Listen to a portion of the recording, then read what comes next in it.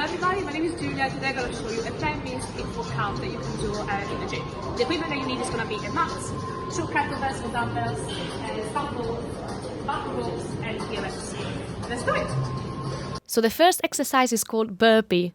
With this one it's important you maintain your back flat when planking down and then jump explosively up. A little bit more than me if you can. For beginners, if it gets too intense, take off the jump and step up instead, whereas advanced should try to challenge themselves and add the tuck jump when jumping. Second exercise of the set is the famous plank. Again, with this, make sure your back is flat and your bum does not stick up. Try also to maintain a neutral position with your neck and yes, try to hold it as long as you can. I know it hurts. Last exercise before you rest is called the TRX inverted rows.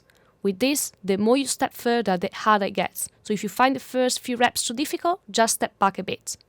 Also, keep your elbows nice and high in this one and literally just pull the TRX against your body, as I'm doing. You can rest now. Second set begins with squat jumps. When you squat, don't let your knees go inward or surpass your feet and squat as low as you can and jump up explosively.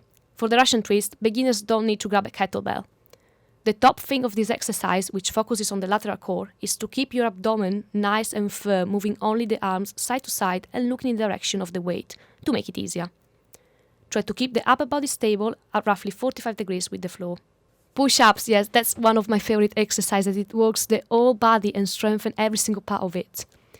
Keep your arms shoulder width apart and the feet as they feel comfortable. As in the burpee, make sure your bum doesn't stick up and you are in a straight line all the way through.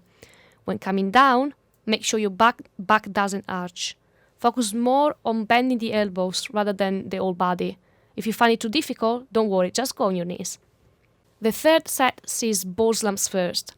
Slam the ball powerfully on the floor and squat immediately to pick it up. To make it more intense, add a burpee to it and go on your toes when slamming the ball. This will reinforce your calves. Leg raises is a very good exercise for your lower abs. Just lift your legs up and down, but make sure your spine doesn't leave the ground. Place your hands under your bum to make it easier, or bring them under your neck to make it harder. Third exercise of the third set is called shoulder press and can be performed with dumbbells, kettlebells, standing, sitting or kneeling, it doesn't matter. Press the kettlebell up and then make sure your elbows are 90 degrees when coming down. And now we are reaching the fourth set, and the fourth set opens with battle ropes. It's a very powerful exercise which works upper body and core stability.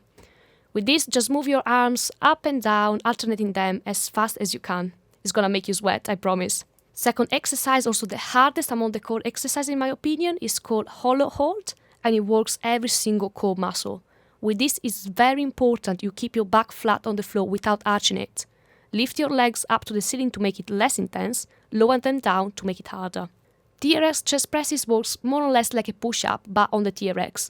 So the more you step further, the easier it gets. And the more you press, the more intense it gets, of course. Penultimate set starts with ball slams. Powerfully throw the ball against the wall and lunge back as you catch it. Make sure you change your leg halfway through or you alternate them.